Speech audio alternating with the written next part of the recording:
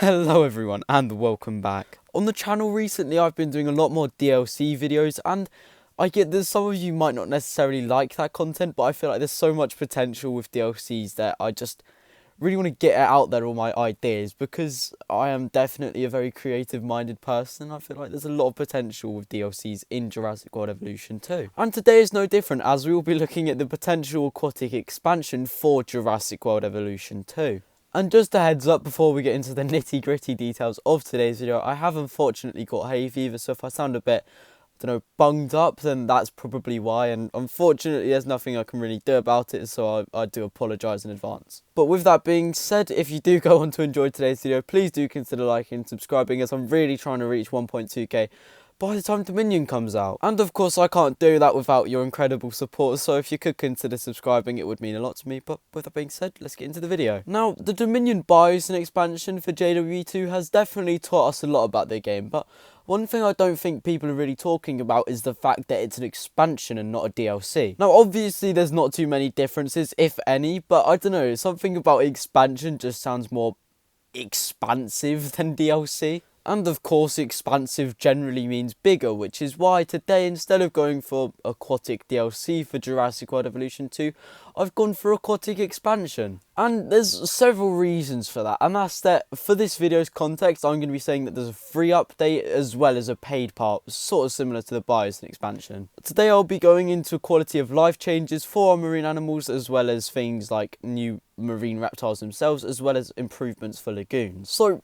first and foremost, quality of life for our marine animals. Now, one thing I definitely want to see in this expansion is the ability for our marine reptiles to come up and breach the surface for air, as we know that that's something they would have done when obviously they were alive, and they sort of do it, but the system that's currently in place in the game doesn't feel very real. It does just feel like them swimming about in their lagoons and have just decided to come up for no apparent reason. And this might sound extremely cruel, but perhaps, maybe if they're upset because they don't have enough lagoons, they could just decide to not come up for air and basically suffocate themselves if you don't fulfill their needs, because as we know, there's no current system really in place for the game for when our marine reptiles get annoyed, other than the fact that they start eating each other. Obviously I don't really know the paleo accuracy of that, but at the same time it's not like we have a lagoon in real life full of ichthyosaurs, so really there's no telling, but it's just something I feel like Frontier could add that would add a sense of realism to the game. Now, something else I feel like could improve the quality of life is what Reddit has decided to call divider walls. And what I mean by this is, if you remember in Jurassic World where the Mosasaurus lagoon was, it was,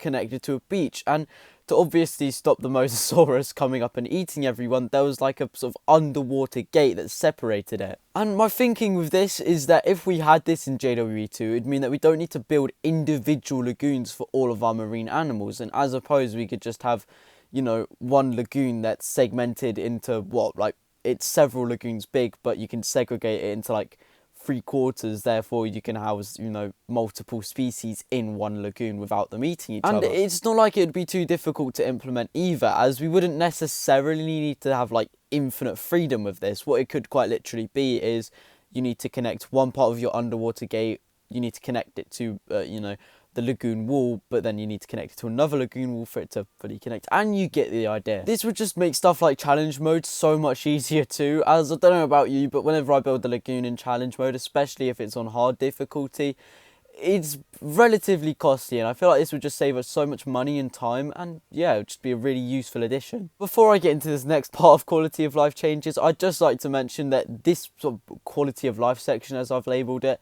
this is, for the most part, going to be the free part of this expansion, and I'll get into the costly stuff in a minute. And I'd also like to mention that this next idea doesn't come from me personally, it comes from someone that commented on my Reddit. I'll leave the link in description just so there is some form of credibility there. So going back to what I said a minute ago about ichthyosaurs, or just generally marine reptiles breaching for oxygen, this idea states that maybe we can edit the terrain of our lagoons to make them deeper or shallower, whatever our marine reptile's preference really is. This part of the update would also introduce, the ability to actually edit our terrains now, so there'd be stuff like kelp forests, coral reefs, all that stuff that you'd see in the ocean, we can now put into our lagoons. And I have no shadow of a doubt that at some point down the line we will see these improved decorations for our lagoons, because again, it's something we're really pushing for at the minute.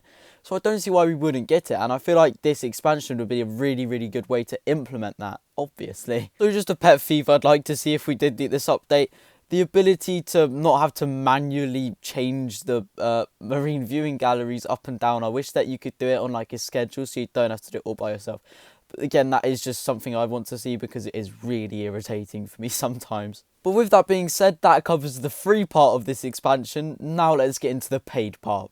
Yay. Now, of course, this is a DLC/expansion, so it's obviously going to introduce new marine reptiles. I almost said dinosaurs, but I didn't. Twitter, don't get on my case. But yeah, so marine animals. What marine animals would this DLC introduce? I'm not actually going to go into a full list because I don't feel like that's really needed. It is very much up to your imagination, but for video's sake, I have gone and chosen 2 species I think that Frontier would add in this DLC, morally just because people are asking for them at the minute quite a lot.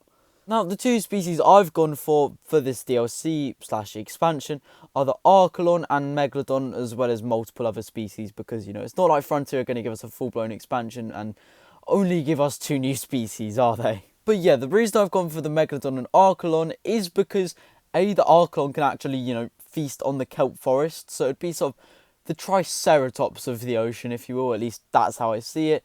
And secondly, I've gone for the Megalodon because, as we know, Frontier said that, no, we wouldn't be getting feathers. They said that months ago, but look at us now, we've got feathers. So they've also said the same thing for the Megalodon. And you know what? Now that we're getting feathers, I wouldn't necessarily say full stop no to Megalodon. As well as this, the Megalodon would prove a worthy competitor to the Mosasaurus, as we currently know that no dinosaur in the game, as far as I'm aware, can actually beat the Mosasaurus in a fight. And that's because the fights aren't so much fights as just outright killing animations. But yeah, I feel like, you know, that's also something that needs a bit more attention, the animations. And I feel like the Megalodon and Archelon would definitely help with that, as they are, in their own rights, quite unique species. So yeah, as I say, there would be several new marine animals in this DLC, but for video's sake, I've only gone for 2 because I don't really see much point of going in a full-blown list when, you know, everyone's going to want their own marine animals in this game. And yeah, I'm going to leave that part of the video up to you. So down in the comments, let me know a marine animal you want to see in this expansion.